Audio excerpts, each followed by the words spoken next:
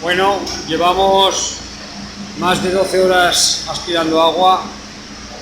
Los trabajos de hoy se han concentrado en intentar vaciar este garaje de 2 plantas.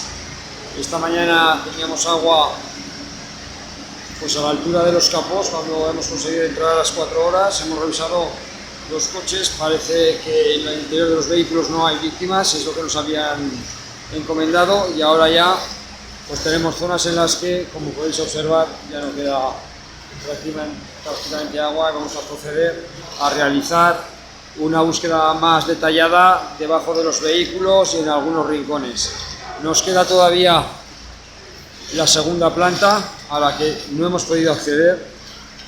Pensamos que podremos acceder mañana a lo largo de la tarde. Como veis, aquí está el acceso a la segunda planta, totalmente inundado.